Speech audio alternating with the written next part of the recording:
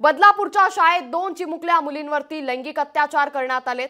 बदलापूरच्या घटनेवरून आता पालकांसह बदलापूरकर देखील आक्रमक झालेत। नागरिकांचं बदलापूर स्टेशनवर रेल रोको आंदोलन सुरू आहे। रेल्वे रुळावरील आंदोलनामुळे आता रेल्वे सेवा ही ठप्प झाली आहे। पोलिसांकडून आंदोलकांची समजूत काढण्याचा प्रयत्न हा करण्यात येतोय। बदलापूरमध्ये धक्कादायक अशी घटना घडली आहे। 2 चिमुकल्या विद्यार्थिनींवरती सफाई कामगारांना लैंगिक अत्याचार केल्याची घटना आता उघडकीस आली आहे। याच पार्श्वभूमीवर आता पालक त्याचबरोबर बदलापूरकर हे आक्रमक होताना पाहायला मिळतात। नागरिकांनी आता बदलापूर स्टेशनवरती रेल रोको आंदोलन सुरू केलंय। रेल्वे रुळावरील आंदोलनामुळे आता रेल्वे सेवा ही ठप्प झाल्याची मोठी अपडेट समोर आली आहे। पोलिसांकडून आता या आंदोलकांची या पालकांची समजूत काढण्याचा प्रयत्न करण्यात येतोय। मात्र पालक आपल्या आंदोलक भूमिकेवरून ठाम असल्याचं सध्या पाहायला मिळतंय। सफाई कामगारांना अत्याचार केल्याची संतापजनक घटना ही आता समोर आली आहे। लैंगिक अत्याचाराच्या 4 दिवसांनंतर प्रशासनाला जाग आली। त्यानंतर शाळेच्या मुख्याध्यापिकेसह वर्ग शिक्षिकेचं निलंबन करण्यात आलं। त्यामुळे आता पालक आणि त्याचबरोबर बदलापूरकर हे आक्रमक झाल्याचं पाहायला मिळतंय।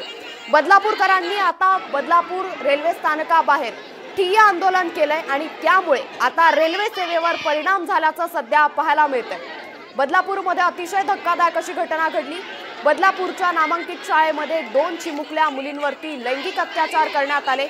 या बदलापूरच्या घटनेवरून आता बदलापूरकर आणि पालक हे आक्रमक होताना पाहायला मिळतात। नागरिकांनी बदलापूर रेल्वे स्थानकाबाहेर रेल रोको आंदोलन केलं आणि त्यामुळे आता बदलापूर रेल्वे स्थानकावरची रेल्वे सेवा ही पूर्णपणे ठप्प झाली आहे। पोलिसांकडून आंदोलकांची समजूत काढण्याचा प्रयत्न करण्यात येतोय। मात्र आंदोलक आपल्या भूमिकेवरती ठाम असल्याचं पाहायला मिळतंय।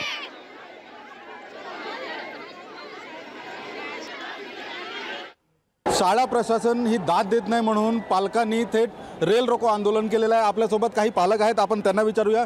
रेल रोको आंदोलन केलेलं आहे, काय सांगाल? कारण की पोलीस काही कारवाई करतच नाहीयेत। सगळ्या जनतेला ना दाबून ठेवतायत। ते बोलतात की कारवाई प्रोसेसमध्ये आहे। जर बलात्कार करणारा एका क्षणात जर करतोय तर प्रशासन का क्षणात निर्णय घेत नाही? का तो जनतेला अन्याय म्हणजे त्यांचा वेळ वाया घालवतोय?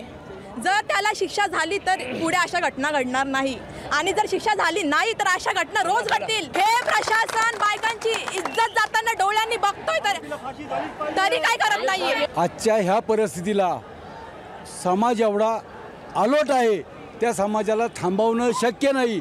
आणि शक्य नाही का तर थांबा म्हणणं समाजाला योग्य नाहीच, कारण ही क्रिया अशी घडलेली आहे, हे कृत्य असं घडलेलं आहे की समाजाला थांबा म्हणून उपयोग नाही। समाज पेटलेला आहे। का पेटलेला आहे? ह्या गोष्टी अशा घडलेल्या आहेत।